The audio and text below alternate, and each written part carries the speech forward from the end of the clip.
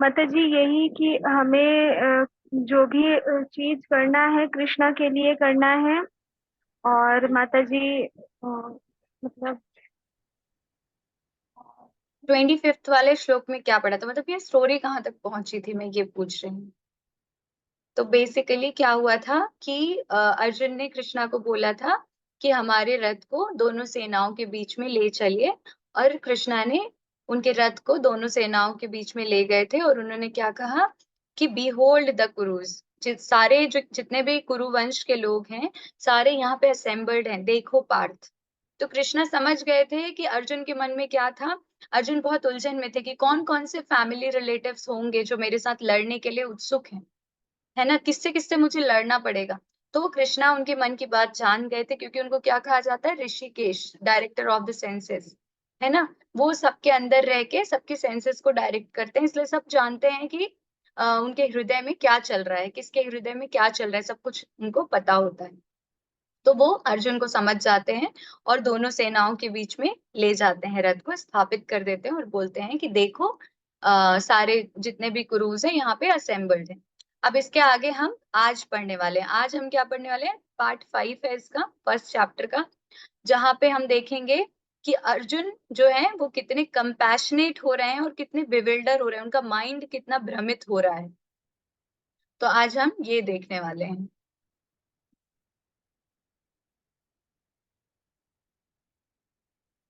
तो देखते हैं आगे। आज हम पढ़ रहे हैं भगवत गीता का 26 नंबर का श्लोक। तत्र पश्यस्थितान् पार्थ पितृनत पितामहान् आचार्यान् मातुलान् भ्रातॄन् पुत्रान् पौत्रान् सखींस्तथा श्वशुरान् सुहृदश्चैव सेनयोरुभयोरपि। ये कौन बोल रहा है? ये अभी संजय बता रहे हैं। संजय किनको बता रहे हैं? धृतराष्ट्र को बता रहे हैं। सब कुछ देख के क्या बता रहे हैं, there Arjuna could see with in the midst of the armies of both parties. तो बोलते हैं कि वहां पे अर्जुन जो है वो देख सकते हैं दोनों पार्टीज के बीच में जाके। कौन कौन? हिज फादर्स, उनके जो पिता के तुल्य हैं, पिता के कंटेम्पररीज हैं, पिता के जैसे हैं, वो लोग खड़े हुए हैं युद्ध करने के लिए। और दोनों तरफ के लोगों में वो देख रहे हैं, दोनों आर्मीज में, दोनों तरफ की आर्मीज में उनके पिता हैं, ग्रैंडफादर्स, दादाजी हैं, टीचर्स जो गुरु हैं, जिन्होंने उनको शिक्षाएं दी हैं वो हैं, मैटरनल अंकल्स मतलब मामा, और ब्रदर्स भाई, सन्स उनके बेटे, ग्रैंडसन्स उनके पौत्र मतलब ग्रैंडसन मतलब उनके पोते, फ्रेंड्स उनके फ्रेंड्स भी हैं कुछ अर्जुन के, and also his father in law and well wishers, उनके फादर इन लॉ, ससुर, और वेल विशर्स जो भी उनका अच्छा चाहते थे, ये सब क्या है, खड़े हुए हैं, है ना, युद्ध में लड़ाई करने के लिए सारे वहां पे प्रेजेंट हैं। तो इधर पे कुछ कुछ चीजें यहाँ पे दी गई है, बहुत सारे ऐसे लोग खड़े हुए हैं, लेकिन हमें यहाँ पे कुछ कुछ बस चीजें पता है। हम्म तो कुछ कुछ लोगों का यहाँ पे पता चलता है, जैसे कि फादर्स के कंटेम्पररीज जो उनके पिता के तुल्य हैं, पिता के समान हैं, वो है भूरिश्रव। इधर पे एक एग्जाम्पल दिया गया है परपट में। ऐसे बहुत सारे फादर के ही समतुल्य बहुत सारे लोग हैं। भीष्म, सोमदत्त, ये उनके ग्रैंडफादर के तुल्य हैं। जैसे भीष्म है, भीष्म देव उनके ग्रैंडफादर, वैसे सोमदत्त भी हैं। फिर द्रोणाचार्य, कृपाचार्य, वो उनके टीचर्स हैं। शाल्य, शकुनी, ये सारे मामा हैं।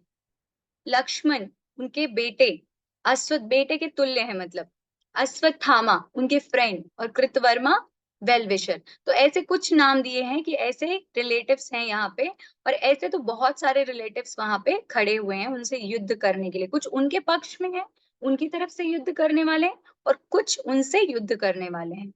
तो हम समझ सकते हैं कि ऐसे अगर हमारे सारे ब्लड रिलेटिव्स को, हमारे मामा, चाचा, मामी, और जितने भी लोग हैं, इनको सबको अगर खड़ा कर दिया जाए, बोला जाए कि इन सबको आपको मारना है, इन सबको किल करना है, तो आपकी सिचुएशन क्या होगी? तो जो कृष्णा, सॉरी, अर्जुन है, अर्जुन बहुत ज्यादा काइंड हार्टेड है। वो ये सारी चीजें समझ रहे हैं, सबके प्रति उनके मन में कंपैशन है। तो इसलिए उनका मन क्या हो जाता है, कंपैशनेट हो जाता है, और वो बेविल्डर हो जाते हैं कि मैं कैसे युद्ध करूंगा इतने सारे लोगों से, इतने सारे फैमिली मेंबर्स से कैसे युद्ध करूंगा, मेरे फ्रेंड्स से कैसे युद्ध करूंगा। जबकि जो दुर्योधन है, उनके मन में ऐसा नहीं आता। जो धूर्त होते हैं उनको कुछ भी धर्म अधर्म समझ नहीं आता है। वो सिर्फ देखते हैं कि हमारा बेनिफिट किस में है। दुर्योधन एंड बाकी कुरुस को समझ में आता है, बाकी कौरवास को, कि हमारा बेनिफिट है कि हम युद्ध करें और ये राज्य को जीत लें, और हमें कुछ भी इसमें से अर्जुन और बाकी पांडवों को ना देना पड़े। तो इसलिए उनकी मति क्या होती है, भ्रष्ट हो जाती है लालच के कारण। और इस वजह से वो अच्छा बुरा कुछ नहीं सोच पाते, और ये भी नहीं समझते हैं कि ये सारे हमारे फ्रेंड्स हैं, रिलेटिव्स हैं, या जो हैं, ये सब चीजें उनके मन में नहीं आती। अब हम एक चीज और देखते हैं कि ये जो दुर्योधन है, दुर्योधन ने पहले द्रोणाचार्य से बात की थी, है ना, उनको बताया था कि देखिए आपके जो एक्सपर्ट डिसाइपल हैं, उन्होंने कितने एक्सपर्टली ये सारा मिलिट्री फोर्स को अरेंज किया है अर्जुन के पक्ष में। जो है उनका नाम क्या था, द्रोणाचार्य के वो कौन से डिसाइपल थे जिन्होंने एक्सपर्टली अरेंज किया था अर्जुन की मिलिट्री टीम? किसी को याद है?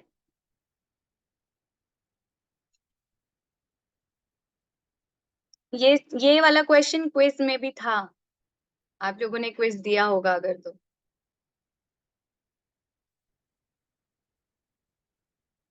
किसी को नहीं पता? ये Dhrishtadyumna. Yes yes, very nice, Dhrishtadyumna.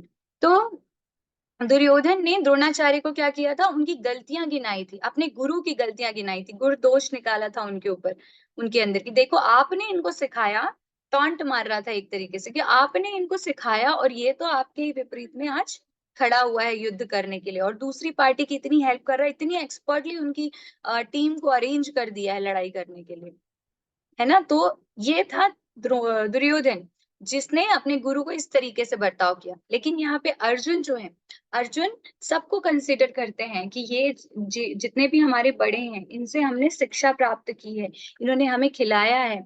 तो ये सारी चीजें वो कंसिडर करते हैं। तो अर्जुन क्या करते हैं, द्रोणाचार्य से जब युद्ध होने वाला होता है, तो सबसे पहले अर्जुन जो है वो द्रोणाचार्य के फीट पे, लोटस फीट पे उन बाण को मारते हैं, एरो को मारते हैं, और वो जाके उनके पैर के पास गिरता है, उनका तीर। इसका मतलब क्या होता है कि अर्जुन उनके पैरों को टच कर रहे हैं द्रोणाचार्य के, और आशीर्वाद ले रहे हैं कि आज मैं आपसे युद्ध करने के लिए खड़ा हुआ हूं, आपने ही मुझे ये सारी शिक्षाएं दी हैं, तो अब मुझे ब्लेसिंग दीजिए। तो द्रोणाचार्य भी क्या करते हैं कि वो भी एरो को, तीर को रिलीज करते हैं, और वो जो एरो होता है वो अर्जुन के हेड को टच करके जाता है। हेड को टच करके जाता है, उसका मतलब क्या होता है कि मैं तुम्हें आशीर्वाद दे रहा हूं कि तुम मुझे मारने के लिए खड़े हुए हो, तुम हम सबको मारने के लिए खड़े हुए हो, तो तुम इस युद्ध में सफल हो। वो ये नहीं देखते हैं कि ये तो मुझे ही मारने के लिए खड़ा हुआ है ना। दोनों तरफ से अपना अपना जो धर्म है उसको बरकरार रखते हैं, उसको निभाते हैं। फिर एक्चुअल में ये जो इतनी ज्यादा प्रॉब्लमेटिक सिचुएशन होती है अर्जुन के साथ, इतना ज्यादा उनका माइंड बिविल्डर हो जाता है, आगे चल के जो अर्जुन है वो बोलेंगे कि मेरे हाथ पैर कांप रहे हैं, मैं युद्ध नहीं कर पा रहा हूँ, और इतना ज्यादा वो कंपैशनेट हो जाते हैं अपने फैमिली रिलेटिव्स के लिए। ये सारी चीजों की प्रॉब्लम की जड़ क्या है, किसी को पता है? इसकी जड़ क्या है, रूट कॉज क्या है इतनी प्रॉब्लम का? अटैचमेंट। Yes, very nice. तो एक्चुअल में जो अटैचमेंट होता है, बॉडीली अटैचमेंट, बॉडीली रिलेशनशिप जो होता है, वही संसार में सारे प्रॉब्लम्स का कारण है। The material world is problematic, ये मटेरियल वर्ल्ड आपके लिए प्रॉब्लमेटिक बन जाएगा when we have these family relationships. जब हमेशा हम ऐसे फैमिली रिलेशनशिप को के लिए कॉन्शियस रहेंगे कि ये तो हमारे फैमिली मेंबर हैं, ये तो हमारे, और हम ये सही एक्चुअल में हमारी सोच नहीं होती, क्योंकि हम कैसे सोचते हैं, हम बॉडी के पर्सपेक्टिव में सोचते हैं कि ये हमारे ब्लड रिलेटिव हैं, ये हमारे मामा हैं, ये हमारे चाचा हैं, ये हमारे मम्मी हैं, ये हमारे पापा हैं, ये हमारे ये हैं। हम क्या करते हैं, हम सही डिसीजन नहीं ले पाते, हमें जो डिसीजन लेना चाहिए हम वो डिसीजन नहीं ले पाते, हम सोल कॉन्शियस नहीं रहते, हम ये नहीं समझते कि हम सोल हैं, वो भी सोल हैं, और हम उनका जो मेन पर्पस, उनका अल्टीमेट बेनिफिट है वो किस में है। हम जो उन्हें अच्छा लगता है, जो उनके शरीर के बेनिफिट के लिए, केवल वही काम करना चाहते हैं। अभी अर्जुन क्या सोच रहे हैं? अब कृष्णा ने अर्जुन को बोला कि तुम्हें ये युद्ध करना है, तुम्हें इन सबको मारना है। तो अगर कृष्णा ऑर्डर दे रहे हैं तो अर्जुन का पर्पस क्या होना चाहिए? सीधे सीधे कि हाँ, मुझे युद्ध करना है एक बार में। क्यों? क्योंकि कृष्णा क्या है? भगवान है। एक्चुअल में रिलेशनशिप किससे है? कृष्णा से ही है। और बाकी सब उनके क्या है? पार्ट एंड पार्सल है। तो अगर कृष्णा के कहने के अनुसार अर्जुन चलते हैं तो जो जितने भी लोग उनसे युद्ध करने खड़े हुए हैं, सारे के सारे वीर गति को प्राप्त होते हैं। और सबको कृष्णा का ही डेस्टिनेशन, अल्टीमेट डेस्टिनेशन मिलता है या स्वर्ग मिलता है। तो इसलिए जो अल्टीमेट बेनिफिट है वो हम तभी सोच सकते हैं जब हम स्वयं को बॉडी से अलग माने, हम स्वयं को समझे कि we are not this body, we are soul. और जब हम ये समझते हैं कि हम सोल हैं, तभी हम सामने वाले को सोल कंसिडर कर सकते हैं और उसके अल्टीमेट बेनिफिट के बारे में सोच सकते हैं। तो हम अगर इस संसार में, हमारे साथ बहुत सारी प्रॉब्लम्स है, बहुत सारी टेंशन होती है, बहुत सारी चीजें हमें बुरी लग जाती हैं। ये सारी चीजें क्यों होती हैं? क्योंकि हम जो है अपने आप को बॉडी समझते हैं। जब भी कोई हमें हर्ट कर देता है कोई भी चीज, तो हम क्या सोचते हैं? हम हर्ट हो गए। बट एक्चुअल में हम हर्ट नहीं होते, because we are soul. Hurt जो होता है वो है हमारा फॉल्स ईगो। वो फॉल्स ईगो ही है जो हमें बोलता है कि हम बॉडी हैं, हम आत्मा नहीं, हम ये शरीर ही हैं। और इसी वजह से शरीर को जो भी सुख दुख प्राप्त होते हैं, मन को जो भी सुख दुख प्राप्त होते हैं, हम उसे ये समझने लगते हैं कि ये हमारा सुख या दुख है। जबकि वैसा नहीं होता। हमें चीजें कैसे सोचनी है? सोल, सोल की पर्सपेक्टिव में। जब हम ये सोचते हैं, ट्राई करते हैं कि वी आर सोल, ये समझने की, तभी हम ये समझ सकते हैं कि सामने वाला भी सोल है। और हम उसके अल्टीमेट बेनिफिट के लिए ट्राई कर सकते हैं। और अल्टीमेट बेनिफिट कैसे होता है? जस्ट आपको फॉलो करना है कृष्णा के इंस्ट्रक्शन को, ना कि हमारे मेंटल स्पेकुलेशन को, या इस बॉडी की, या मन की उथल पुथल को। Then material attachment is foreign thing. ये प्रभुपाद बताते हैं कि जो मटेरियल अटैचमेंट होता है एक्चुअली, वो क्या है? फॉरेन थिंग है। फॉरेन क्या होता है? कोई भी चीज को हम फॉरेन कब बोलते हैं? जब वो हमारी नहीं होती, किसी और की होती है। अगर किसी और देश की बात करते हैं तो उसको फॉरेन बोल देते हैं। किसी देश के सिटीजन की बात करते हैं तो उनको फॉरेन सिटीजन्स बोलते हैं, क्योंकि वो हमारे अपने नहीं है।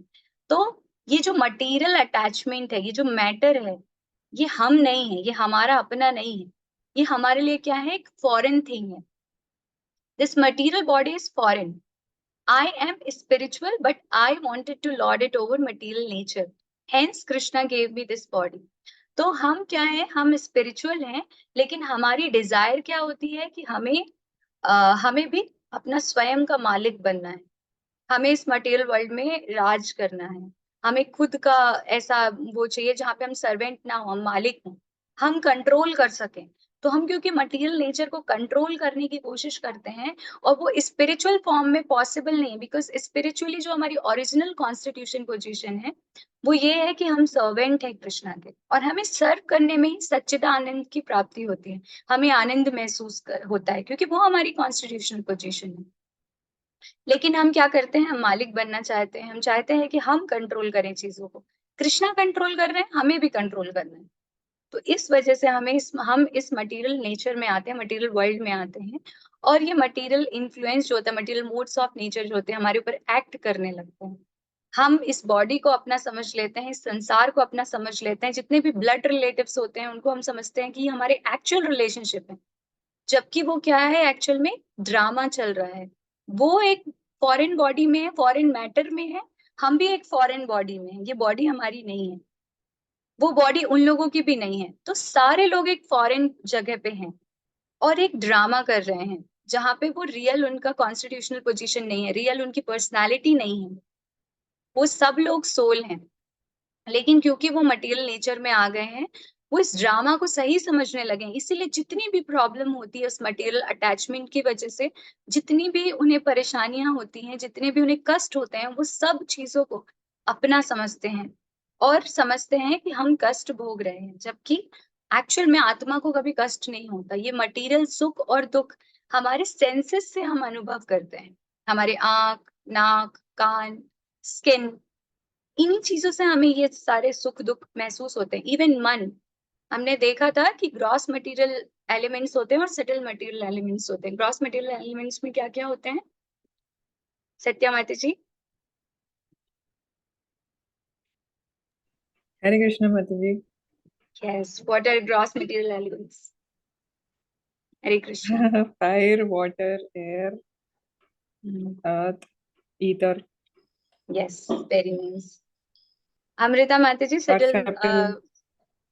यस यस, सटल अमृता ठीक माता है जी ठीक है। बताएंगे। हरे कृष्णा अमृता माता जी, हरे कृष्ण माता जी। सटल मटेरियल एलिमेंट्स माता बताइए। माता जी अभी ध्यान में नहीं आ रहा है। ओके, प्रिंसी माता जी। False ego, yes. मन, बुद्धि।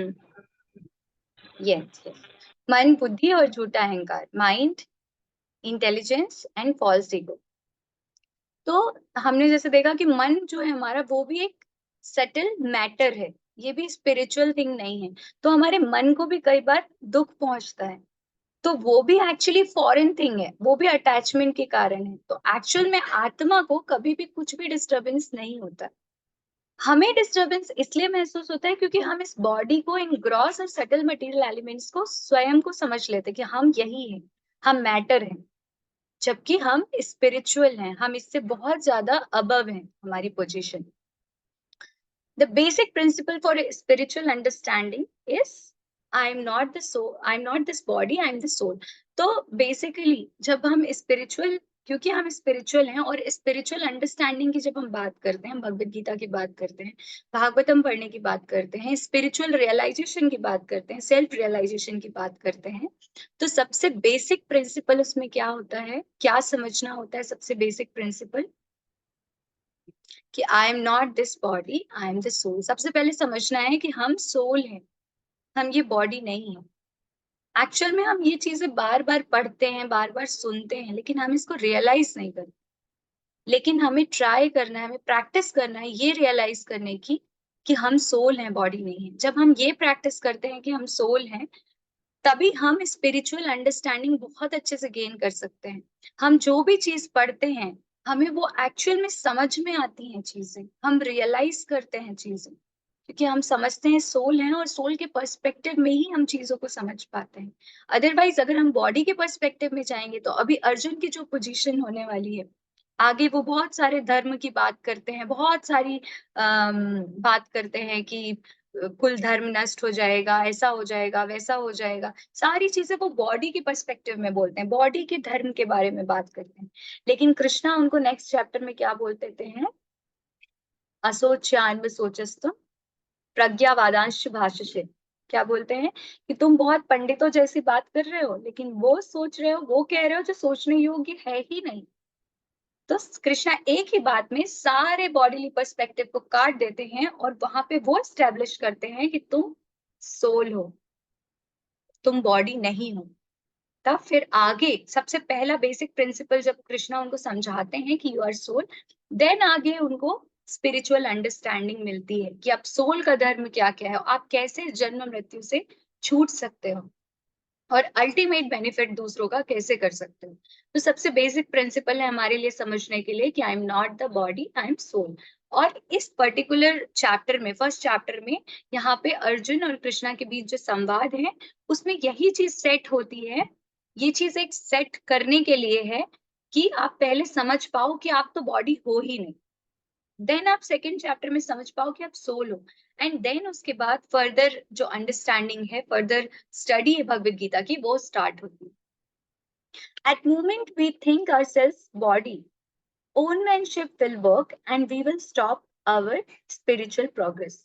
तो बोलते हैं कि जैसे ही हम सोचते हैं कि हम बॉडी हैं, तो यहाँ पे ओनमैनशिप वर्क करने लगती है। ये ओनमैनशिप क्या है? किसी को पता है इसके बारे में, या कोई सोचना चाहेगा इसके बारे में? Any guesses? ओनमैनशिप, इस स्टेटमेंट को पढ़िए, नीचे वाला स्टेटमेंट है, उसके बाद ट्राई करिए। Hare Krishna Mataji. हरे कृष्णा माता जी। Does that mean that my body and the people related to my body, things related to my body, own manship, हमारे परिवार, यस हमारा लोग, ऐसा? Yes yes yes. तो जैसे ही हम समझते हैं कि हम बॉडी हैं, वैसे ही क्या होता है, बॉडी से रिलेटेड जितनी भी चीजें हैं, इवन हमारे कपड़े, इवन हमारे मतलब जितने भी लोग हैं, हमारे पापा मम्मी, पति पत्नी, भाई बहन, फिर उसके बाद ये आगे चला जाता है, फिर हमारे प्रदेश के लोग, हमारे स्टेट के लोग, देन हमारे देश के लोग, और फिर उसके बाद हमारे अर्थ के लोग, हमारे प्लैनेट के लोग। तो इस तरीके से ये ओनमैनशिप में आप जकड़ते जाते हैं, और यहाँ पे क्या वर्क करने लगता है, नेपोटिज्म। कैसे कि लोग सोचते तो पूरे देश के बारे में हैं, बोलेंगे कि हम पूरे देश के बारे में सोच रहे हैं, लेकिन वो किसी भी, अगर कोई अच्छी पोजीशन पे है तो किसको आगे प्रेफर करेंगे, जो उनके खुद के लोग हैं, जो ब्लड रिलेटिव्स हैं, जो जितने ज्यादा बॉडी से क्लोज होंगे उनको वो प्रायोरिटी देंगे। जबकि अगर रियल ओन मैन की बात करते हैं तो जितने भी संसार में लोग हैं, इवन पेड़ पौधे, पशु पक्षी, सब सारे हमारे ओन मैन है, because we are part and parcel of Krishna, और वो भी part and parcel of Krishna है। और इस रिलेशन से हम सब रिलेटिव्स हैं, सारे भाई बहन हैं, रियल भाई बहन, क्योंकि हम एक ही फादर से आए हैं। तो इसलिए हमें ये प्रैक्टिस करना है कि we are not this body, we are soul. इसको एक्चुअल में हमें प्रैक्टिस करने की कोशिश करना है। जब भी कोई प्रॉब्लम आती है, जब भी आप नेचुरली भी रहते हैं, जैसे भी रहते हैं, को प्रैक्टिस करना है कि we are soul, we are soul, we are soul. And then उसके बाद आप जब समझेंगे स्पिरिचुअल चीजों को, तो आपको क्लियरली वो चीजें समझ में आएंगी। और अगर हम अपने आप को बॉडी समझते रहेंगे तो ये ओनमैनशिप काम करेगी और हमारी स्पिरिचुअल प्रोग्रेस रुक जाएगी। बिकॉज जैसे ही हम बॉडी के पर्सपेक्टिव में काम करेंगे तो हमसे बहुत सारे अधर्म होने लगेंगे। मतलब पहले ही आपने सेट कर दिया फॉल्स ईगो को कि वी आर दिस बॉडी। तो जैसे ही फॉल्स ईगो आता है, वो स्पिरिचुअल प्रोग्रेस में आपको एडवांसमेंट में स्टॉपेज लगा दे। अब उसके बाद नेक्स्ट वाला श्लोक देखते हैं। तान समीक्ष्य स कौन्तेयः सर्वान् बन्धून् वस्थितान् कृपया परयाविष्टो विषीदन्निदम् अब्रवीत्। When the son of Kunti, Arjun, saw all these different grades of friends and relatives, he became overwhelmed with compassion and spoke thus. अब जैसे ही अर्जुन जो है वो सब सारे अपने फ्रेंड्स एंड रिलेटिव्स को देखते हैं वहां पे, कि ग्रैंडफादर, फादर, और उनके गुरु, और मामा, ससुर, पुत्र, पौत्र, ये सारे ब्लड रिलेटिव्स को एक साथ अपने सामने देखते हैं कि अरे ये सारे रिलेटिव्स को मुझे मारना है एक साथ, इन सब की हत्या होने वाली है। तो वो क्या होते हैं, ओवरवेल्म्ड हो जाते हैं कंपैशन से। उनके अंदर बहुत ज्यादा कंपैशन, बहुत ज्यादा दया, बहुत ज्यादा प्रेम अंदर आने लगता है उन सारे ब्लड रिलेटिव्स के लिए। और उसके बाद वो बोलते हैं, क्या बोलते हैं वो हम नेक्स्ट वाले श्लोक में देखेंगे। यहाँ पे कुछ चीजें हैं कि यहाँ पे अर्जुन जो है, अर्जुन जैसे सबको देखते हैं तो उनके मन में कंपैशन आता है बहुत ज्यादा।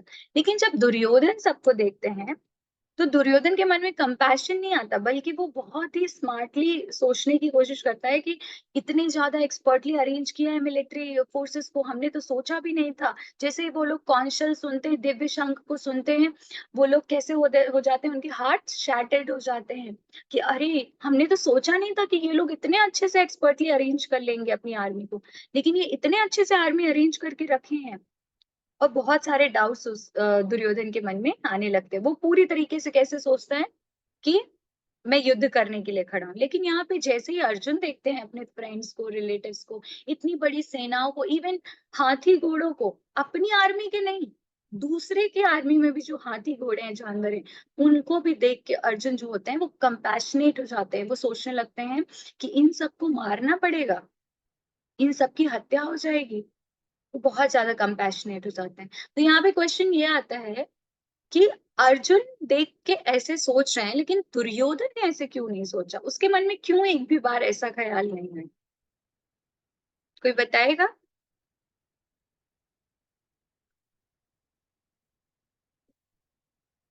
हरे कृष्णा। हरे कृष्णा, क्योंकि वो डेवोटी नहीं है माता जी। यस, प्रिंसी माता जी कुछ बोल रही थी। Because he wants to own, जैसे लास्ट क्लास में हमने देखा था कि वो दुर्बुद्धि था, तो उसे वो चीज चाहिए थी। तो जब चाहिए होती है तो हम दूसरे का नहीं, खुद का देखते हैं। यस यस, दोनों ही आंसर्स बहुत अच्छे हैं। और दुर्बुद्धि जो है वो बहुत ही इंपॉर्टेंट वर्ड था, हमने पढ़ा था लास्ट वाले पार्ट्स में। दुर्बुद्धि का मतलब क्या पढ़ा था कि जो दूसरों की प्रॉपर्टी को हथियाने की कोशिश करते हैं उनको दुर्बुद्धि बोलते हैं। तो दुर्योधन जो था वो दुर्बुद्धि था, वो डेवोटी नहीं था, उसके अंदर अच्छी क्वालिटीज नहीं थी। इसी वजह से वो अर्जुन की तरह नहीं सोच सकते थे। जो डेवोटी होते हैं भगवान के, उनके अंदर सारी क्वालिटीज ऑटोमेटिकली आ जाती है, जितनी भी गॉडली क्वालिटीज होती है, अच्छी क्वालिटीज होती है। लोगों के बारे में अच्छा सोचना, किसी को मारने की भावना ना रखना, किसी को नुकसान पहुंचाने की भावना ना रखना, ये सारी अच्छी क्वालिटीज एक डेवोटी के अंदर ऑटोमेटिकली आ जाती है अगर वो भगवान की भक्ति करता है तो। जैसे बोलते हैं ना कि अगर हम कहीं पे बिजली का करंट दौड़ रहा हो, अगर उस पे जाके हम किसी लोहे को रख देते हैं तो ऑटोमेटिकली उसमें करंट रन करने लगता, उसके बिजली की जो भी क्वालिटीज हैं वो ऑटोमेटिकली उस लोहे में आ जाएगी। उसी तरह डेवोटी जब भगवान से कनेक्ट होते हैं तो भगवान में जितनी भी क्वालिटीज होती है ना, अच्छी क्वालिटीज, भगवान सच्चिदानंद है, तो जो डेवोटी होता है उसके अंदर भी सच्चिदानंद क्वालिटीज आने लगती हैं, क्योंकि वो भगवान के टच में है। क्योंकि वो अपने भगवान का पार्ट एंड पार्सल है, वो एक्चुअल अपने सोर्स के टच में है, इसलिए सोर्स से सारी अच्छी क्वालिटीज उस पार्ट एंड पार्सल में आती है। लेकिन जब पार्ट एंड पार्सल पूरी तरीके से अलग हो जाता है तो उसकी कोई भी वैल्यू नहीं रह जाती। एक मशीन है बहुत बड़ी, उसके अंदर छोटा सा कलपुर्जा लगा हुआ है कुछ, अगर उस कलपुर्जे को आप अलग कर दो तो उस कलपुर्जे की कोई वैल्यू नहीं। लेकिन अगर वो मशीन के साथ जुड़ा हुआ है तब उसकी वैल्यू है। उसी तरीके से हमारी भी, अगर हम इस मटेरियल वर्ल्ड में रहते हैं, मटेरियल चीजों से अटैच्ड रहते हैं, तो हमारी कोई भी वैल्यू नहीं, हमारी कोई भी अच्छे गुण नहीं आएंगे हमारे अंदर, हम रियलाइज नहीं कर पाएंगे। पर अगर हम भगवान के टच में हैं, हमारे ओरिजिनल सोर्स के टच में, तो सारी अच्छी गॉडली क्वालिटीज हमारे अंदर ऑटोमेटिकली दिखने लगेगी। तो इसी तरीके से अर्जुन जो है वो भगवान के भक्त हैं और इसीलिए उनके अंदर सारी अच्छी क्वालिटीज है, इसीलिए वो फालतू में किसी की भी हत्या नहीं करना चाह रहे हैं। जबकि दुर्योधन ऐसा सोच ही नहीं पाते। जो डेवोटी होते हैं वो एक एंट को भी नहीं मारना चाहते, एक चींटी तक को नहीं मारना चाहते। वो क्योंकि समझते हैं कि ये चींटी भी एक सोल है, ये भगवान का अंश है, मैं इसे कष्ट क्यों पहुंचाऊं। और उनके अंदर अच्छी क्वालिटीज होती है, इस वजह से वो उसको मारना नहीं चाहते। लेकिन जबकि जो नॉन डेवोटीज होते हैं, जिनका भगवान से कोई कनेक्शन नहीं है, वो चींटी क्या बड़े से बड़े जानवर को भी मार के खाने में कोई भी आपत्ति महसूस नहीं करते। Then Pandavas had so many difficulties due to Kauravas still don't want to kill, है ना। पांडवास जो थे उनको बहुत सारी डिफिकल्टीज फेस करनी पड़ी थी, और कौरवों के कारण ही, कौरवों ने उनको कई बार मारने की कोशिश की, जहर दिया, एक ऐसे किले में भेज दिया जहाँ पे अग्नि जला दी, की उनको मारने की प्लानिंग की, और उनको इतने वर्षों तक वनवास झेलना पड़ा, अज्ञातवास झेलना पड़ा, बहुत सारी डिफिकल्टीज, उनकी पत्नी का इस तरीके से अपमान किया, उनका सब कुछ छीन लिया। लेकिन फिर भी जो अर्जुन है, बिकॉज ही इज डेवोटी, तो वो दुर्योधन के जैसे नहीं सोच रहे हैं, उनके अंदर कंपैशन आ जाता है, वो किसी को भी किल नहीं करना चाहते। अब यहाँ पे जो एंट वाली बात बताई थी उससे रिलेटेड एक स्टोरी है, किसी को पता है वो कौन सी स्टोरी है? एक शिकारी था जो जानवरों को आधा मार के छोड़ देता था। नारद मुनि उससे मिले थे, और फिर उसके बाद वो जो शिकारी था एक इतना बड़ा डेवोटी, इतना अच्छा डेवोटी बन गया था कि वो एक एंट को भी मारने में सकुचाता था और कूद कूद के चल के नारद मुनि से मिलने जा रहा था, ताकि कोई भी चींटी उससे मरे ना। वो किसकी स्टोरी है, किसी को पता है? उसका नाम क्या था, उस शिकारी का नाम?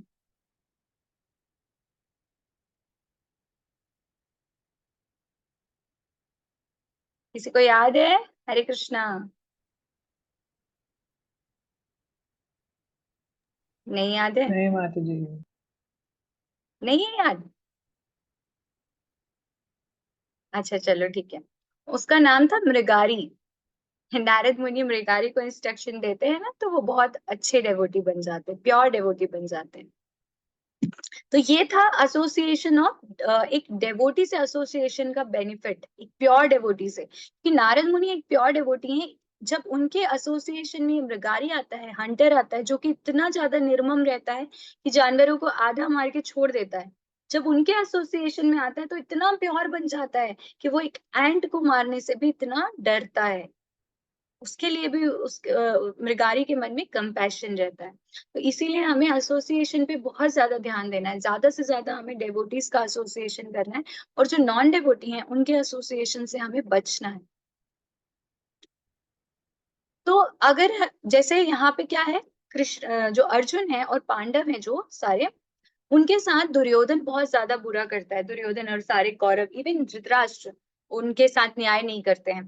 तो डेवोटी जो है वो अपनी इंसल्ट को भूल सकता है। जैसे यहाँ पे अर्जुन जो है वो भूल के अपनी इंसल्ट को कह रहे कि मुझे कुछ नहीं चाहिए, मुझे ये युद्ध नहीं करना है, आप इन्हीं को दे दो राजपाट, मुझे नहीं चाहिए। तो एक डेवोटी अपनी इंसल्ट को भूल सकता है, वो एक्सक्यूज कर सकता है, लेकिन कृष्णा विल नॉट। कृष्णा कभी भी अपने डेवोटी के प्रति हुए अपराध को क्षमा नहीं करते हैं। और इसी वजह से उन्होंने ऐसे फाइटिंग अरेंजमेंट किए हैं।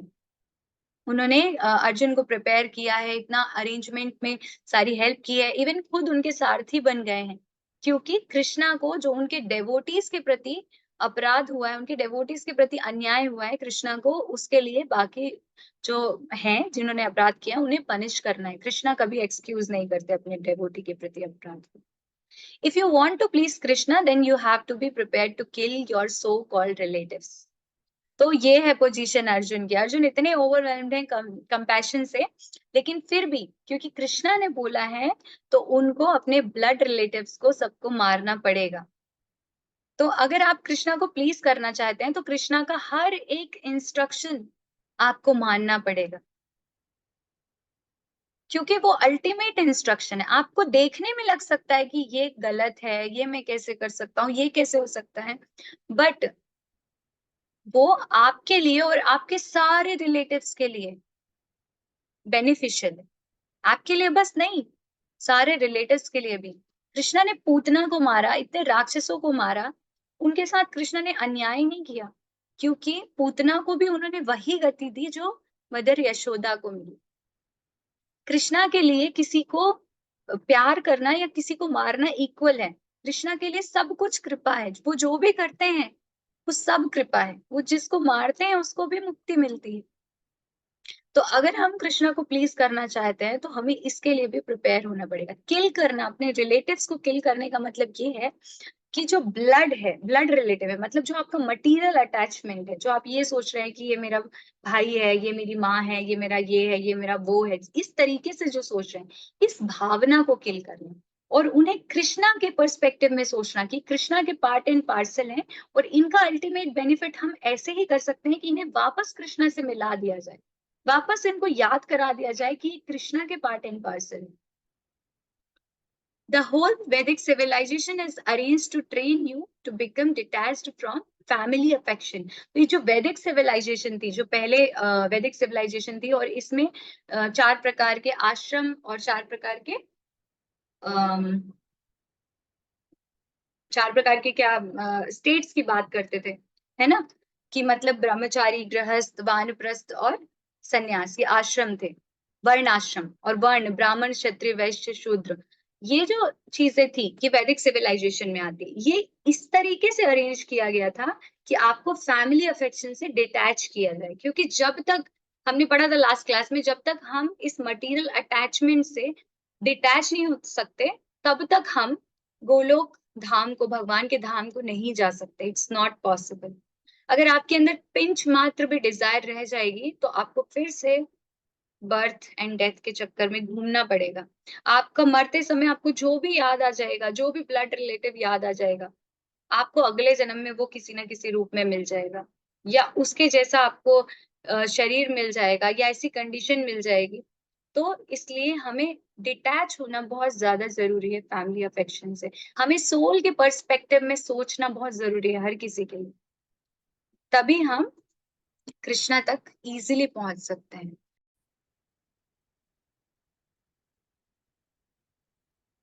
ओके, तो आगे वाला श्लोक देखते हैं आप।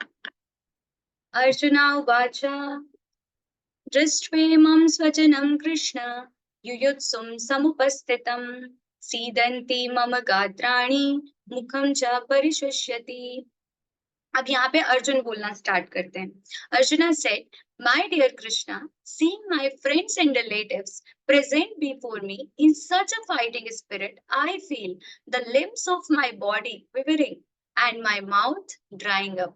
तो यहाँ पे देखिए अर्जुन के साथ क्या होने लगता है। अर्जुन इतने ज्यादा कंपैशन से भर जाते हैं। आप सोचिए कि आपके सारे ब्लड रिलेटिव्स आपके सामने खड़े हुए हैं और आपको उनको सबको मारना है। तो आप यही सोचेंगे, जब आप बॉडीली पर्सपेक्टिव में सोच रहे हैं, आप समझ रहे हैं कि यू आर बॉडी, तो क्या सोचेंगे कि इन सबको मारने के बाद मेरे पास बचेगा क्या, मुझे क्या करना है ऐसी चीजों का। इंसान कुछ भी चीजें रखता है, पैसे कमाता है, हार्डवर्क करता है, वो किसके लिए करता है कि मैं हार्डवर्क करके कुछ बन के अपने फैमिली फ्रेंड्स रिलेटिव सबको दिखाऊंगा कि देखो देखो मैंने कितना अचीव किया। तो ऐसे ही सोचते हैं नॉर्मली लोग। तो उन्हीं को सबको सामने मारना पड़ रहा है तो क्या सिचुएशन रहेगी। तो इसी तरह अर्जुन का जो हृदय रहता है वो बहुत ज्यादा कंपैशन से भर जाता है, सबको इतनी फाइटिंग स्पिरिट में देखने के लिए कि सब लड़ने के लिए इतने उत्सुक हैं, तैयार हैं। तो उनका जो बॉडी है, बॉडी उनकी कांपने लगती है, थर थर थर थर कांपने लगती है उनकी बॉडी कि ये क्या सिचुएशन आ गई। जब सोचिए हमारे सामने ऐसी कोई डिफिकल्ट सिचुएशन आती है, हम जिसको फेस नहीं कर सकते हैं, हम बहुत ज्यादा डिफिकल्टी महसूस करते हैं उसको फेस करने में, तो क्या होता है। तो जो अर्जुन है वो बहुत ज्यादा डिफिकल्ट सिचुएशन में है, बहुत ज्यादा डिफिकल्टी फील कर रहे हैं। तो इसके कारण उनकी जो बॉडी है वो क्विवर करने लगती है, कांपने लगती है, और उनका जो मुंह होता है वो परिशुष्यति, सूख जाता है उनका मुंह। इस डर के कारण, इस कंपैशन के कारण उनकी बॉडी ऐसे रिएक्ट करती है। तो जैसे मैंने अभी बताया था कि डेवोटी में सारी गॉडली क्वालिटीज होती है, इसी वजह से अर्जुन जो है उनको ये सब चीजें फील हो रही हैं, उनके अंदर कंपैशन आ रहा है, बहुत सारी चीजें फील हो रही है कि वो किसी को भी नुकसान नहीं पहुंचाना चाहते। तो ये जो चीज है वो भागवतम में 5.18.12 है, आप लोग ये पढ़ सकते हैं, नोट कर सकते हैं और ये पढ़ सकते हैं भागवतम में जाके। इसमें अच्छे से बताया गया है कि किस तरीके से डेवोटी में सारी गॉडली क्वालिटीज ऑटोमेटिकली आ जाती है। आपको एक्स्ट्रा एफर्ट करने की जरूरत नहीं है कि मुझे ये सीखना है, मुझे वो सीखना है। अगर आप कृष्णा को अच्छे से सर्व करना सीख जाते हैं, अगर कृष्णा को अच्छे से आप सर्विस करना और उनका ध्यान करना, निरंतर स्मरण करना, कृष्णा कॉन्शियस रहना सीख जाते हैं, तो आपके अंदर ऑटोमेटिकली सारी गॉडली क्वालिटीज आ जाती। तो ये भी देखा था कि अर्जुन के अंदर कैसे कंपैशन था ऑपोजिट आर्मी के लिए और एनिमल्स के लिए, इसी वजह से उनके अंदर उनकी बॉडी इस तरीके से रिएक्ट कर रही है। एनिमल्स के लिए भी उनके अंदर कंपैशन रहता है। और all blood relative of Arjun came to fight, है ना। तो यहाँ पे हम एक चीज हम रियलाइज कर सकते हैं कि जैसे देख रहे हैं कि सारे जो अर्जुन का जो पर्सपेक्टिव है सोचने का, वो तो ठीक है कि अर्जुन के अंदर डेवोटी क्वालिटी है, अर्जुन इतना सोच रहे हैं, तो वो तो है ऑलरेडी। लेकिन अगर हम दूसरी साइड देखते हैं तो सारे ब्लड रिलेटिव्स जो है अर्जुन के, वो आ जाते हैं सामने लड़ने के लिए। तो हमको ये समझना चाहिए कि इस संसार में कोई भी गारंटी नहीं है कि कौन आपका कब दुश्मन बन जाए और आपके विपक्ष में खड़े हो जाए आपको ही मारने के लिए। जैसे पांडवास को ही मारने के लिए उनके ब्लड रिलेटिव्स खड़े हो जाते हैं, तो देयर इज नो गारंटी। तो इसलिए क्या करना है, हमें इसका पक्ष उसका पक्ष, इसके लिए उसके लिए ना करके केवल कृष्ण के लिए खड़े रहना। कृष्णा जो मार्ग दिखाते हैं आप उस मार्ग पे चलिए, कृष्णा जो इंस्ट्रक्शन देते हैं उसको फॉलो करिए, कृष्णा जो कहते हैं भगवत गीता में उसको सत्य मानकर उसका पालन करने की कोशिश करिए। Because there is no guarantee कि आपका कितना भी क्लोज रिलेटिव है वो आपके सामने कब दुश्मन की तरह खड़े हो जाए आपको नहीं पता। बिकॉज हर व्यक्ति का अपना अपना स्वार्थ है, मटेरियल अटैचमेंट के कारण जुड़े हुए हैं इस संसार में। देयर इज नो प्रेम, प्रेम केवल कृष्णा के साथ है। अनकंडीशनल लव केवल कृष्णा के साथ हो सकता है, और उनके साथ हो सकता है जो कृष्णा के पर्सपेक्टिव में सोचते हैं, वही आपके बारे में अच्छा सोच सकते हैं। आप अगर कृष्णा के पर्सपेक्टिव में सोचते हैं, सोल के पर्सपेक्टिव में सोचते हैं, तभी आप अल्टीमेट बेनिफिट सोच सकते हैं। लेकिन अगर ब्लड रिलेटिव की बात करते हैं, अगर आप बॉडीली रिलेशनशिप की बात करते हैं, तो देयर इज नो गारंटी कि किसको आप अपना मान रहे हो और कौन आपके विपरीत खड़ा हो जाए, नो गारंटी। तो हमेशा सोल के पर्सपेक्टिव में हमें ट्राई करना चाहिए सोचने का, और कृष्णा जो कहते हैं उसका पालन करना चाहिए। As surgeon, Kshatriyas were trained to operate to save their citizens. तो यहाँ पे जो अर्जुन है, अर्जुन ये सब सोच रहे हैं, लेकिन उनका एक बॉडीली धर्म और क्या है? अगर वो बॉडी के पर्सपेक्टिव में सोच रहे हैं तो बॉडी धर्म उनका क्या है? वो क्षत्रिय है। उनका कार्य क्या है? लोगों को बचाने के लिए हत्या करना। क्षत्रिय का मतलब क्या होता है? शत का मतलब है इंजरी एंड त्र का मतलब है त्रायते, मतलब सेव। किसी को बचाने के लिए किसी की हत्या करना, अपने सिटीजन्स को सेव करने के लिए हत्या करना। तो जैसे डॉक्टर्स होते हैं, डॉक्टर्स को ऑपरेशन करना सिखाया जाता है। वो मार नहीं रहे, वो किल नहीं कर रहे, चाकू चला रहे हैं लेकिन मार नहीं रहे हैं। वो किस लिए कर रहे हैं? वो किसी को बचाने के लिए कर रहे हैं, रक्षा करने के लिए कर रहे हैं, उनके अंदर जो प्रॉब्लम है उसे बाहर निकालने के लिए कर रहे हैं। उसी तरीके से जो क्षत्रिय होते हैं वो अपने सिटीजन्स को बचाने के लिए युद्ध करते हैं। तो यहाँ पे इसलिए कृष्णा बोलते हैं कि क्योंकि ये सारे लोग जितने सामने खड़े हुए हैं ये अधार्मिक है, और इसलिए इनको यहाँ से निकालना जरूरी है ताकि धर्म की स्थापना हो सके। उसी तरीके से जैसे हमने अभी ये तो एग्जाम्पल लिया सर्जन का और क्षत्रिय का, उसी तरीके से कृष्णा हमारे गुरु कई बार हमारे पास डॉक्टर बन के आते हैं। हमारे सामने ऐसी डिफिकल्ट सिचुएशन होती है, परीक्षाएं होती हैं जिसको हमें फेस करना पड़ता है और उनसे कुछ चीजों को सीखना पड़ता है। तो वो जो डिफिकल्टीज हमारी लाइफ में आती हैं, कभी भी हमको इस तरीके से नहीं लेना चाहिए कि मेरे साथ ही ऐसा क्यों, मेरे साथ इतनी डिफिकल्टी क्यों हो रही है, मुझे इतना हर्ट कर रहा है, भगवान ने मेरे साथ बुरा कर दिया, ये वो। हम क्या करते हैं, कई लोग क्या होते हैं, भगवान को ही बुरा बोलने लगते हैं कि भगवान ने मेरे साथ बुरा किया। लेकिन जो डेवोटी होता है वो समझता है कि भगवान जो है, गुरु जो है, वो एक डॉक्टर की तरह काम कर रहे हैं। जो भी आपके अंदर बुराइयां हैं, इन सारी सिचुएशंस के थ्रू आपको सिखा के और उन बुराइयों को, आपके कर्मास को रिमूव कर देते हैं और आपको सिखा देते हैं, आपको और ज्यादा अच्छा डेवोटी बनाते हैं, और ज्यादा आपके अंदर अच्छी क्वालिटीज आती हैं, आप इम्प्रूव होते हैं पहले से, और ज्यादा आप कृष्णा से अटैच होते हैं उसके बाद। तो इसलिए हमें कोई भी सिचुएशन को इसी तरीके से सोचना है कि हमें वो सिचुएशन कुछ सिखाने के लिए आई, ना कि हमें जस्ट हर्ट करने के लिए, ना कि हमें हम पे जस्ट चाकू चलाने के लिए, है ना। वो हमारा ऑपरेट करके हमारी बुराइयों को भी निकालने के लिए।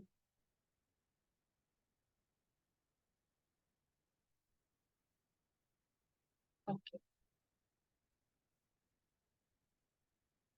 तो ये हमने देखा कि क्षत्रिय को किस तरीके से वॉयलेंट बनाने की ट्रेनिंग दी जाती थी। उनको वॉयलेंट क्यों बनाना था? ताकि वो रूल कर सके। और जैसे अभी का जजमेंट होता है कि कोर्ट में बहुत समय तक आपका चलता रहता है लेकिन कोई जजमेंट नहीं आ पाता, सालों साल चलता रहता है, डेट पे डेट, डेट पे डेट। लेकिन पहले क्या होता था कि पहले चीजें एकदम इमीडिएटली हो जाती थी। जो राजा होते थे इमीडिएटली एक्शन लेते थे, तो इसलिए उनको वॉयलेंट बनाने की ट्रेनिंग दी जाती थी ताकि वो इतने मजबूत रहें कि तुरंत के तुरंत फैसला कर सके, जो अपराधी है उसे तुरंत दंड दंड मिल सके, और ताकि उस दंड को देख के बाकी अपराधी ना आए। अभी क्या होता है, कोर्ट में बहुत समय तक वो चीजें चलती रहती है और जब तक एक अपराधी को दंड मिलता है वैसे ही कई अपराध हो चुके होते हैं, क्योंकि उस अपराधी को दंड मिलने में इतना समय लग जाता है कि लोग देख ही नहीं पाते कि उस अपराध को दंड भी मिल रहा है। Arjuna was competent warrior, but still they hatma buddhi. The bodily concept of life is so strong. तो हम देखते हैं कि अर्जुन जो है वो कितने स्ट्रॉन्ग कॉम्पिटेंट वॉरियर थे। अर्जुन जो थे उनके पास गांडीव था और वो कितने ज्यादा, मतलब उनको महान धनुर्धर बोला जाता है। तो वो इतनी बड़ी सेना में अर्जुन ही अकेले कर सकते थे चीजें कॉन्फिडेंट होके, लेकिन वो उनका गांडीव आगे बोल रहे हैं कि गांडीव भी उनका फिसल रहा है हाथ से। क्यों? आप कितने भी स्ट्रांग हैं, वो कहीं ना कहीं आप फंस जाते हैं। क्यों? बॉडीली कंसेप्ट ऑफ लाइफ, क्योंकि बॉडीली कंसेप्ट ऑफ लाइफ बहुत ज्यादा स्ट्रांग, जहां से इस मटेरियल वर्ल्ड की शुरुआत होती है कि I am the body and all the relatives are my bodily relatives. तो इस देहात्म बुद्धि के कारण ही सारी प्रॉब्लम क्रिएट होती है, और ये बहुत स्ट्रांग है। इसी वजह से अर्जुन जैसा महान धनुर्धर भी, कॉम्पिटेंट वॉरियर भी देहात्म बुद्धि में फंस के कंपैशनेट हो जाता है, वीक पड़ जाता है, हाथ पैर कांपने लगते हैं और गांडीव गिरने लगता है। तो यहाँ से हमें ये समझना है अर्जुन की सिचुएशन से कि हमें इस देहात्म बुद्धि से निकलने की कोशिश करना है, और हमें कृष्णा कॉन्शियस होना है, हमें सोल कॉन्शियस होना है, ना कि बॉडी कॉन्शियस होना है। क्योंकि ये बड़ी से बड़ी सिचुएशन में हमें, छोटी से छोटी सिचुएशन में और बड़ी से बड़ी सिचुएशन में भी हमें गिरा सकता है, कभी भी किसी भी समय, bodily concept of life. So always try to become Krishna conscious, that is the only remedy. दृष्टवा तो स्वजनम कृष्णा, और कृष्णा अर्जुन जो है वो इतना ज्यादा डर जाते हैं, क्या बोलते हैं, दृष्टवा तो स्वजनम कृष्णा, कृष्णा इन स्वजनों को देख के, इन्हें अपने जनों को देख के मेरे साथ ऐसा हो रहा है। स्वजनम, यहाँ पे स्वजन वो बोल रहे हैं, किसको बोल रहे हैं स्वजन? अपने ब्लड रिलेटिव्स को देख के, ओन मैन। फिर से ओन मैन वाला कंसेप्ट उनके मन में आता है। ओन मैन कंसेप्ट क्या है? Bodily relationship, and that is the defect. जैसे किसी मशीन में डिफेक्ट आ जाता है ना, तो वो अच्छे से काम करना बंद कर देती है, कुछ का कुछ करने लगती है। उसी तरीके से जब soul, because we are spiritual, we are soul, जब हम बॉडी में, बॉडी समझने लगते हैं अपने आप को, जब हम मैटर से अटैच हो जाते हैं, तो हमारे अंदर डिफेक्ट आ जाता है। हमारी कॉन्स्टिट्यूशनल पोजीशन है कृष्णा को सर्व करना, हमारी कॉन्स्टिट्यूशनल पोजीशन है ये समझना कि we are part and parcel of Krishna, we are soul, और जितने लोग हैं वो भी सोल ही हैं। लेकिन हम क्या समझने लगते हैं कि I am the body, and मुझसे रिलेटेड जितने भी लोग हैं वो मेरे कोई चाचा है, मामा है, ये है, वो है।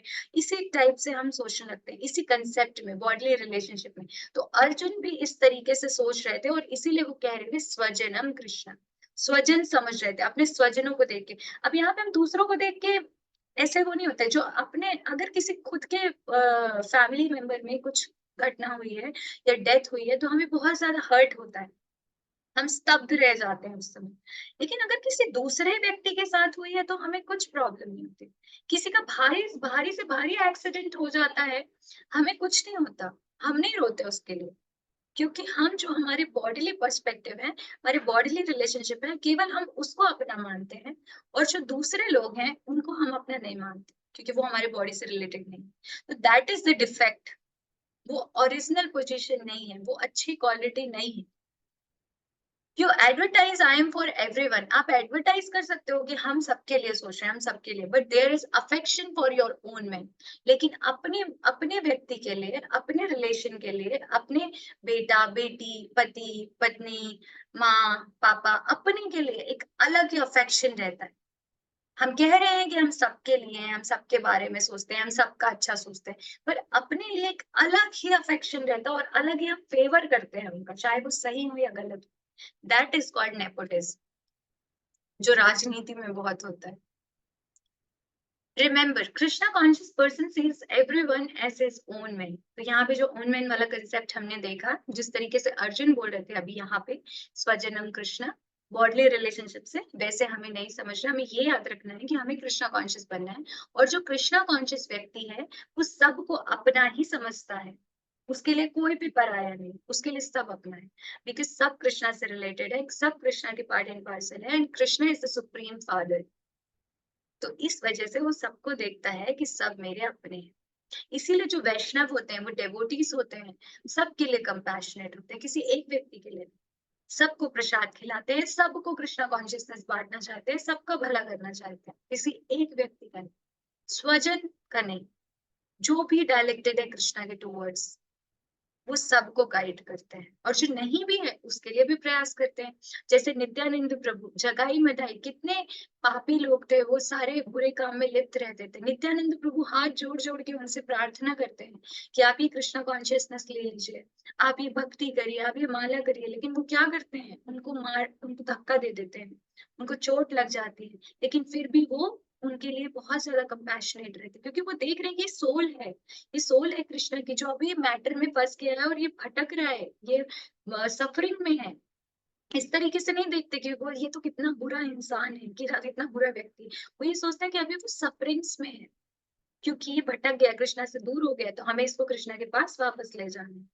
तो इसलिए एक वैष्णव के लिए, डेवोटी के लिए, कृष्णा कॉन्शियस पर्सन के लिए हर व्यक्ति अपना होता है। Onemanship in relationship with body is a barrier for spiritual understanding and for spiritual advancement. ये चीज पहले भी हमने देखा है कि अगर हम ये onemanship रखते हैं, अपने bodily relationship को बस प्रायोरिटी देते हैं और उन्हें ही अपना मानते हैं, उनके लिए बस करना चाहते हैं, तो हम अल्टीमेट बेनिफिट उनका भी नहीं सोच सकते। और साथ में क्या क्या होता है कि हमारा जो स्पिरिचुअल एडवांसमेंट होता है उसके लिए भी ये बहुत बड़ा बैरियर है ओनमैनशिप, क्योंकि आप ओनमैनशिप में इतने अटैच हो जाते हैं अपने फैमिली मेंबर्स से, अपने ब्लड रिलेटिव से, अपने फ्रेंड्स से, कि जो एक्चुअल आपको प्रोग्रेस करना है, स्पिरिचुअल प्रोग्रेस, एक्चुअल आपको जो टाइम कृष्णा कॉन्शियसनेस में देना है, कृष्णा की सर्विस में देना है, वो सारी सर्विसेज, वो सारा समय आप ये ब्लड रिलेटिव्स और फैमिली मेंबर्स और इन सबको ही दे देते हैं, एंड उसके बाद आपको स्पिरिचुअल चीजों के लिए टाइम ही नहीं मिलता। तो that is the barrier for your spiritual advancement.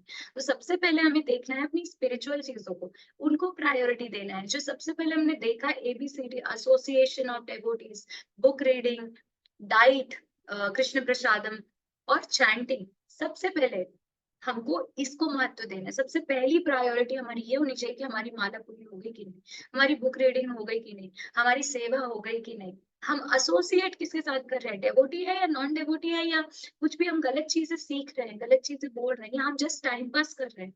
हमें इन सब चीजों में ध्यान देना है, क्योंकि अगर हम इन सब चीजों में ध्यान नहीं देंगे, एसोसिएशन सबसे पहला स्टेप होता है, अगर हम उसमें ध्यान नहीं देंगे, हम जस्ट ये ओनमैनशिप में, फैमिली अफेक्शन में टाइम दे रहे हैं, so that is waste of our time, waste आपकी ये लाइफ ही वेस्ट हो सकती है। So spiritual understanding and spiritual advancement should be our priority, and for that आपको सारे लोगों को ओन मैन समझना है, ना कि केवल अपने ब्लड रिलेटिव को। और आप ये तब रियलाइज कर सकते हैं, समझ सकते हैं, when you will be Krishna conscious. और आप कृष्णा कॉन्शियस हमेशा कब रहेंगे, जब आप डेवोशनल ABCD फॉलो करेंगे अच्छे से एंड सर्विस करेंगे। 2 things required, हमारी लाइफ में, ह्यूमन लाइफ में 2 चीजें बहुत ज्यादा जरूरी होती है स्पिरिचुअल एडवांसमेंट के लिए, वो है ज्ञान एंड वैराग्य, नॉलेज एंड साथ में डिटैचमेंट। हमें नॉलेज भी गेन करना है, स्पिरिचुअल नॉलेज भी, और साथ में ये जो बॉडीली हमारे साथ चीजें, बॉडी से स्पेशली डिटैच होना है, आपको सोल समझना है। तो जब ये ज्ञान और वैराग्य दोनों को हम फॉलो करते हैं, तब जाके हमारी स्पिरिचुअल एडवांसमेंट होती है और बहुत इजी हो जाता है। अर्जुन प्रिपेयरिंग ग्राउंड, तो अर्जुन यहाँ पे क्या है, यहाँ पे ग्राउंड प्रिपेयर कर रहे हैं। फर्स्ट चैप्टर में जो भी हम पढ़ रहे हैं, जो भी उनकी कृष्णा के साथ बात हो रही है कि मुझे ये हो रहा है, मुझे ये हो रहा है, मुझे ये हो रहा है, ये सब एक ग्राउंड प्रिपेयर कर रहे हैं ताकि स्पिरिचुअल इंस्ट्रक्शन बिगिन हो सके। क्योंकि स्पिरिचुअल इंस्ट्रक्शन कहाँ से बिगिन होता है, from separating soul from this body। जब तक आप बॉडी और सोल के डिफरेंस को नहीं समझते, आप बॉडी और सोल को अलग अलग नहीं कर सकते, तब तक स्पिरिचुअल इंस्ट्रक्शन आपको समझ ही नहीं आएंगे। जब आप बॉडी और सोल को अलग समझेंगे, तभी आप समझ पाएंगे कि स्पिरिचुअल इंस्ट्रक्शन क्या है, इसका मतलब क्या है, इसको फॉलो कैसे करना है। तो unless one understands the difference, know spiritual understanding. तो सबसे बेसिक प्रिंसिपल है कि आई एम द सोल। और जब हम इस चीज को समझते हैं कि we are separated from this body, we are not this body, हम इस बॉडी से अलग हैं, हम इस माइंड, इंटेलिजेंस, फॉल्स ईगो, इससे भी अलग हैं, वी आर सोल। और एक्चुअल नॉलेज जो है वो सोल से आता है। जब हम ये समझते हैं और सोल समझ के हम चीजों को गेन करते हैं, हम अपनी लाइफ को उस तरीके से प्रैक्टिस करते हैं, तब जाके हमें स्पिरिचुअल इंस्ट्रक्शंस मिल सकते हैं और समझ में आ सकते हैं, और हम आगे स्पिरिचुअल एडवांसमेंट कर सकते हैं। आगे का श्लोक देखते हैं। वेपुतुश्च शरीरे में रोमहर्षश्च जायते, गांडीवं संश्रुते हस्तात् त्वक्षैव परिदह्यते। फिर आगे बोलते हैं Arjun, my whole body is trembling, मेरी पूरी बॉडी कांपने लगी है Krishna. My hair is standing on end, मेरे जो रोंगटे हैं वो खड़े हो रहे हैं। My bow Gandiva is slipping from my hand, मेरा जो गांडीव धनुष है वो मेरे हाथ से गिर रहा है। And my skin is burning, और मेरे शरीर में जैसे आग लग गई, जलन हो रही है पूरे शरीर में। तो देखिए किस तरीके से आपको जो ये ग्रेटेस्ट जो मटेरियल अटैचमेंट होता है वो किस लेवल के फियर तक ले जा सकता है। और इतने फियर के कारण ये सारे विकार जो है वो अर्जुन की बॉडी में उत्पन्न हो रहे हैं। तो ये जो विकार है इसको अष्ट सात्विक विकार बोलते हैं। और ये अष्ट सात्विक विकार जो है वो 2 कंडीशन में आकर होते हैं, है ना। ये स्पिरिचुअल एक्सटेसी में भी होता है। स्पिरिचुअल एक्सटेसी में भी आपका शरीर कांपने लगता है, आपके रोंगटे खड़े हो जाते हैं जब आप बहुत ज्यादा स्पिरिचुअल एक्सटेसी में होते हो, स्पिरिचुअल आनंद महसूस कर रहे होते हो। लेकिन ये ग्रेट फियर में भी होता है, बहुत ही ज्यादा डर की स्थिति में भी होता है। लेकिन यहाँ पे जो अर्जुन का केस है ये कैसा है, मटेरियल फियर है। कौन सा फियर है, लॉस ऑफ लाइफ, कि लोगों की लाइफ खत्म हो जाएगी, लोग खत्म हो जाएंगे, लोगों को मारना पड़ेगा, उनका अस्तित्व नहीं रहेगा। इस चीज का उनको ग्रेट फियर है। तो इस ग्रेटेस्ट फियर में ये अष्ट सात्विक विकार उनके साथ उत्पन्न हो रहे हैं। जबकि जो स्पिरिचुअल एक्सटेसी में अष्ट सात्विक विकार उत्पन्न होते हैं, अलग अलग बॉडीली रिएक्शन होते हैं, उस स्थिति में फियर का कोई सवाल ही नहीं रहता है। क्योंकि जब हम आध्यात्मिक आनंद में होते हैं तो वहां पे डर नहीं होता है, वहां पे सत, शाश्वत, चित, फुल ऑफ नॉलेज एंड आनंद, ये तीनों महसूस होता है। तो यहाँ पे कोई भी फियर नहीं रहता।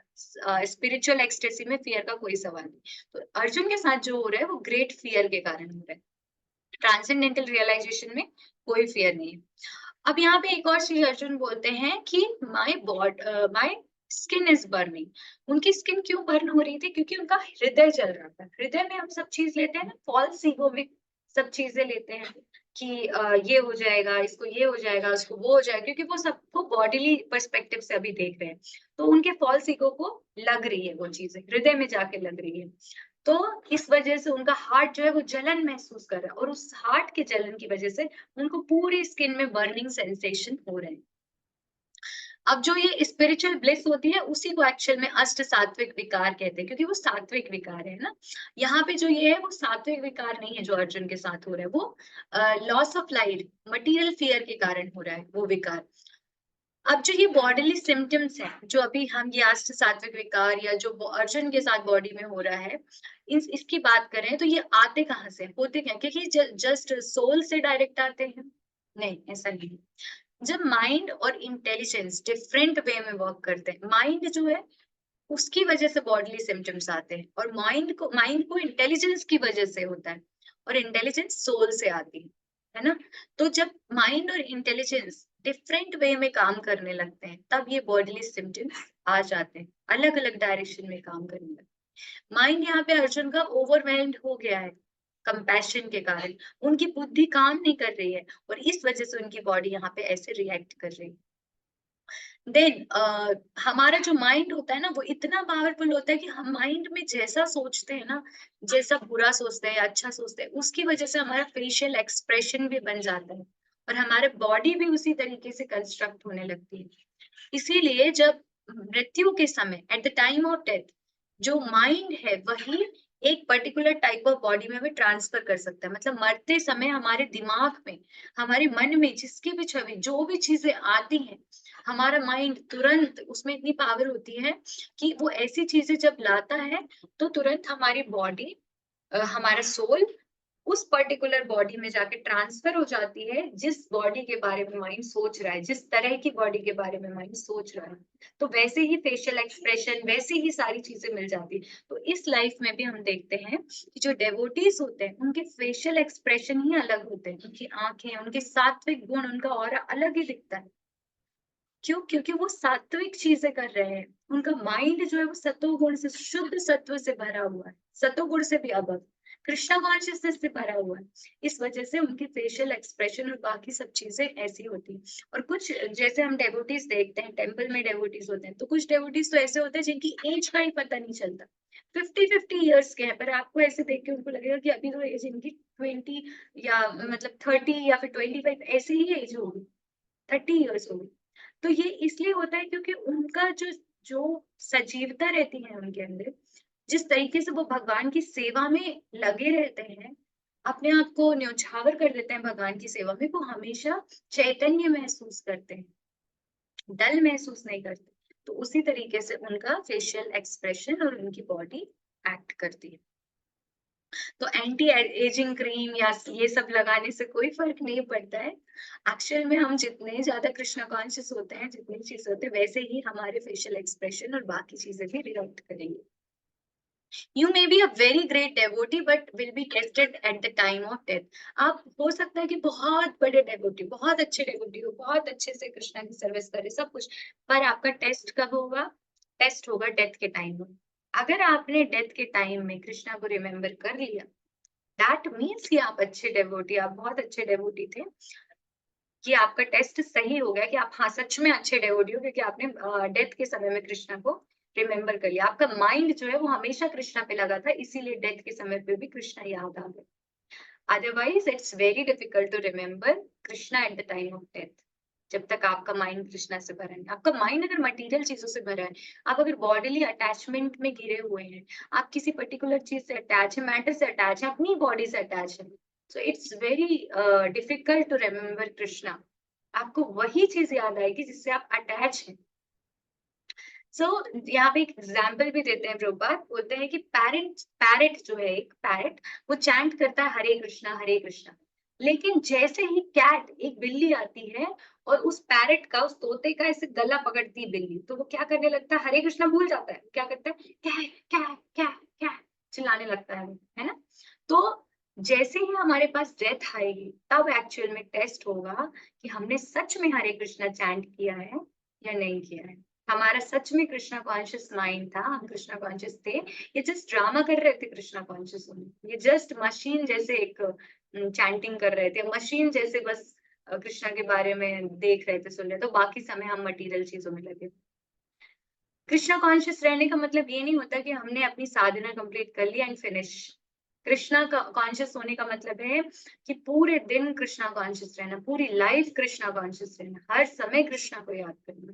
तो जब हम हर समय कृष्णा को याद करते हैं, सततम कीर्तयन्तु मां, कृष्ण भगवत गीता में भी कहते हैं, सतत कीर्तन के बारे में बात करते हैं, सतत रिमेम्बरेंस के बारे में याद करते हैं।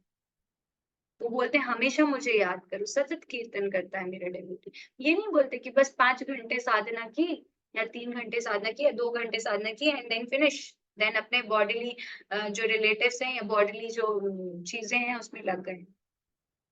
आप जितना ज्यादा बॉडी को, आप जितना ज्यादा ध्यान दोगे, जितना बॉडी के ऊपर अननेसेसरी चीजों में ध्यान दोगे, नेसेसरी चीजें इज ओके, जो भी चीजें नेसेसरी, बॉडी को क्लीन रखना इज वेरी इंपॉर्टेंट, उससे सत्वगुण जागृत होता है। मन को क्लीन रखना इज वेरी इंपॉर्टेंट, बट अगर आप अननेसेसरी एक्सपेंसेस कर रहे हैं बॉडी के ऊपर, अननेसेसरी ध्यान दे रहे हैं कि मेरा ये ऐसा है, मेरे बाल ऐसे हैं, मेरी आंख ऐसी है, मेरी हर टाइम इस तरीके से कॉन्शियस है, ये बॉडीली रिलेटिव्स के प्रति कॉन्शियस है, then it is very difficult to remember Krishna at the time of death. Then you cannot become Krishna conscious. Krishna conscious means always remain Krishna conscious. तब ऐसी स्थिति होगी कि मरते समय हम पैरेट के जैसे कह नहीं करेंगे, हरे कृष्णा ही करेंगे। नेक्स्ट वाला श्लोक देखते हैं, एंड दिस इज लास्ट श्लोक फॉर टुडेज क्लास। न च शक्नोम्यवस्थातुं भ्रमतीव च मे मनः, निमित्तानि च पश्यामि विपरीतानि केशव। क्या बोलते हैं? अर्जुन ही बोल रहे हैं यहाँ पे, I am now unable to stand here. अब वो धीरे धीरे ना उनको प्रॉब्लम बढ़ती जा रही है, तो वो स्टेप बाय स्टेप कृष्णा के साथ शेयर कर रहे हैं। पहले तो क्या बोल रहे थे, मेरा मेरे हाथ जो है, लिम्स है, वो ट्रेम्बल कर रहे हैं। उसके बाद वो बताते हैं कि पूरी बॉडी कांप रही है, स्किन जल रही है, गांडीव गिर रहा है, और उसके पहले बोलते हैं कि मुख जो है उनका वो सूख रहा है। अब यहाँ पे आगे बता रहे हैं, आगे उनके साथ क्या होता है, I am now unable to stand here. अब इतना ज्यादा ओवरवेल्म्ड हो जाते हैं वो, इतना ज्यादा मटेरियल कंसेप्शन से घिर जाते हैं कि I am not unable to stand here, मैं यहाँ पे खड़े ही नहीं रह पा रहा हूँ कृष्णा, मैं ये दृश्य देख ही नहीं पा रहा हूँ इतने ब्लड रिलेटिव्स को सामने, मैं यहाँ खड़े ही नहीं रह पा रहा हूँ कृष्णा, मुझसे नहीं हो पाएगा। I am not unable to stand, I am now unable to stand here any longer, I am forgetting myself, मैं अपने आप को ही भूल रहा हूँ, मेरा दिमाग काम ही नहीं कर रहा है। और क्या बोलते हैं, and my mind is railing, मेरा माइंड जो है ना वो भर गया, मेरा दिमाग काम नहीं कर रहा है। आई फोरसी ओनली इविल, मुझे केवल बुरा ही बुरा दिखाई दे रहा है कृष्णा इसमें। अब यहाँ उनको क्यों बुरा ही बुरा दिखाई दे रहा है, क्योंकि वो बॉडीली पर्सपेक्टिव में सोच रहे हैं, बॉडी से इतना अटैच हो गए हैं ना कि उनको आगे का कुछ सोच ही नहीं पा रहे, आगे का कुछ विजन ही क्लियर नहीं, कुछ दिख ही नहीं रहा है कि कृष्णा ने जो बोला है उसमें कुछ तो अच्छा होगा। वो कह रहे हैं कि मुझे सब बुरा दिखाई दे रहा है, इसमें तो बुरा ही बुरा है, बस मेरे जो फ्रेंड्स हैं, रिलेटिव्स हैं, इन सब की हत्या होने वाली है, इसमें कुछ अच्छा ही नहीं है कृष्णा। ओ कृष्णा, किलर ऑफ द केसी टिमिन। अब यहाँ पे कृष्णा को वो क्या कहते हैं, केशव। केशव क्यों बोलते हैं, क्योंकि केशव ने, कृष्णा ने केशी नाम के एक डीमन थे, दैत्य थे, जिनका वध किया था। तो इनडायरेक्टली उन्होंने केशव इसलिए बोला कृष्णा को, कृष्णा जैसे आपने केशी डीमन का हत्या की थी, उसी तरीके से मेरे हृदय में जो डीमन उत्पन्न हो रहा है, ये जो डाउट्स आ रहे हैं, ये जो इतनी प्रॉब्लम आ रही, इन सब की भी हत्या कर दो और मुझे क्लीन कर दो मेरे हार्ट को, है ना। तो अर्जुन जो है यहाँ पे क्या हो जाते हैं, इम्पेशेंट हो जाते हैं। क्यों इम्पेशेंट हो जाते हैं, अधीर हो जाते हैं। इम्पेशेंट मतलब उनका सब्र नहीं रहता है उनके अंदर, बिल्कुल भी पेशेंस नहीं रहता। वो क्या कह रहे हैं कि मैं यहाँ खड़ा ही नहीं रह पा रहा हूँ, मतलब उनका पेशेंस एकदम डगमगा गया। क्यों डगमगा गया, excessive material attachment for material things. जब हमको बहुत ज्यादा मटेरियल अटैचमेंट होता है, मटेरियल थिंग्स के लिए एक्सट्रीम अटैचमेंट हो जाता है, उससे हम क्या हो जाते हैं, बिविल्डर हो जाते हैं। That is the bewildering condition of existence. उससे हमारा दिमाग काम नहीं करता, हम उलझ जाते हैं पूरी तरीके से। जब हम अटैच जाते हैं मटेरियली तो हम डिसीजन नहीं ले पाते, हमारा माइंड क्लियर नहीं होता, केवल अटैचमेंट के बारे में सोचता है, और हमारा माइंड क्या होता है, बिविल्डर हो जाता है, उलझ जाता है, हमें समझ ही नहीं आता कि क्लियर सिचुएशन क्या है, क्या डिसीजन लूं मैं, कुछ नहीं। फियरफुलनेस, उस वक्त बहुत ज्यादा डर लगने लगता है, लॉस ऑफ मेंटल इक्विलिब्रियम, और जो मेंटल आपका इक्विलिब्रियम होता है, मानसिक संतुलन होता है, वो डगमगा जाता है।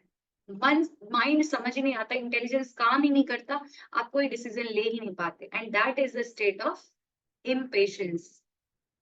इम्पेशेंट बन जाते हैं। तो अर्जुन भी यहाँ पे इम्पेशेंट बन जा रहे हैं, बहुत ज्यादा मटेरियल अटैचमेंट के कारण। जब भी आपको बहुत डर लगता है, बहुत ज्यादा आप इम्पेशेंट होते हैं, तो आप यहाँ पे नोटिस करिए कि आपको किसी चीज से बहुत ज्यादा अटैचमेंट तो नहीं फील हो रहा है। बहुत ज्यादा अटैचमेंट जब फील होता है तभी हम इम्पेशेंट होते हैं। When conditioned soul forgets the will of the Lord and he is not meeting his own expectations, he thinks why I am here, है ना।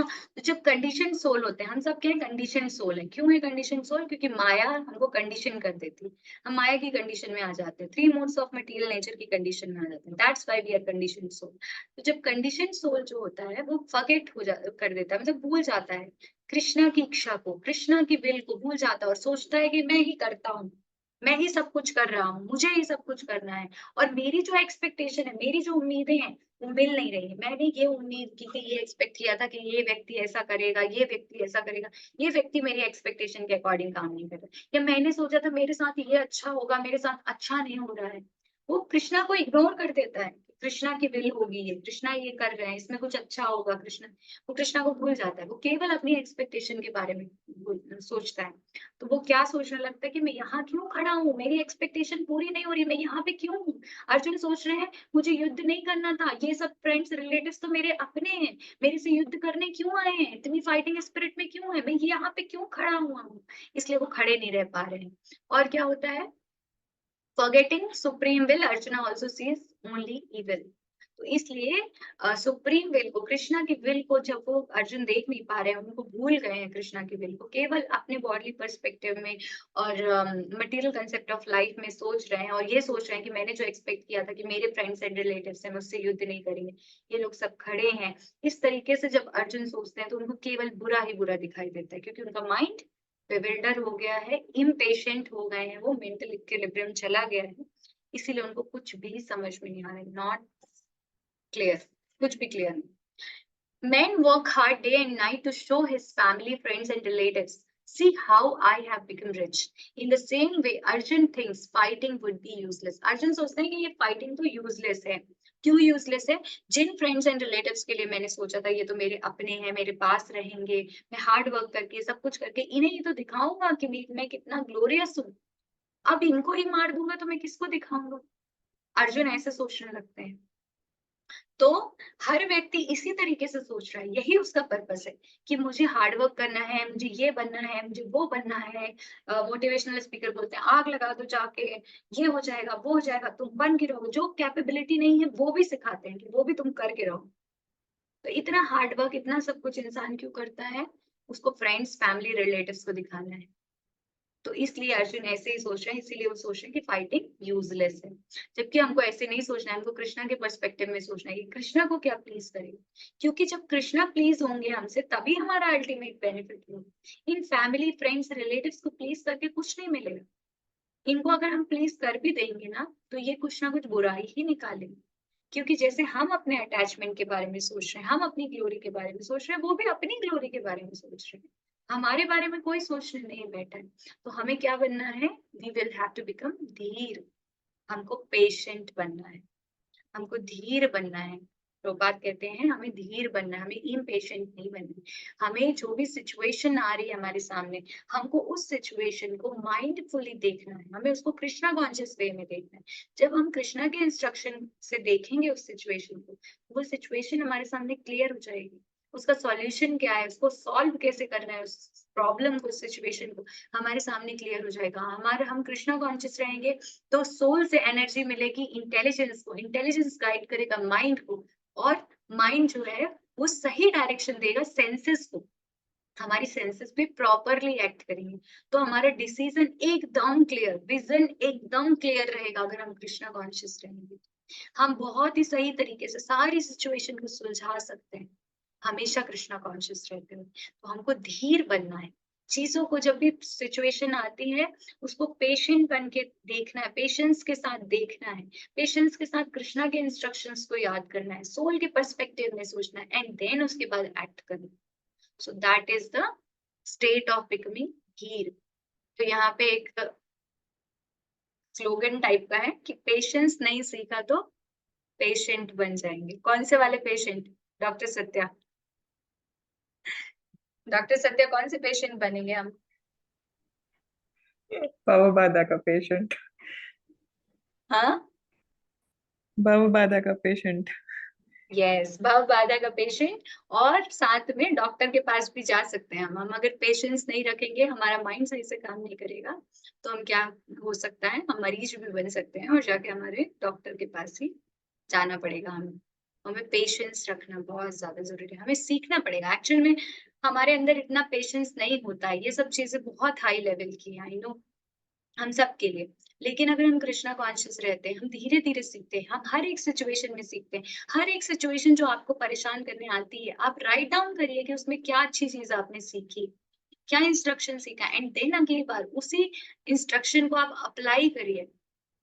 तो इस तरीके से हम पेशेंस बन सकते हैं, सीख सकते हैं। इसी के साथ हम आज का ये पार्ट 5 फिनिश करते हैं। Thank you so much for attending. Hare Krishna. All glories to Srila Prabhupada. जय श्रील प्रभुपाद। ग्रंथराज भगवद गीता की जय। फिर से ज्वाइन करिए, उसमें हम क्वेश्चन आंसर और प्रैक्टिकल पॉइंट्स करते हैं। ओके, हरे कृष्ण।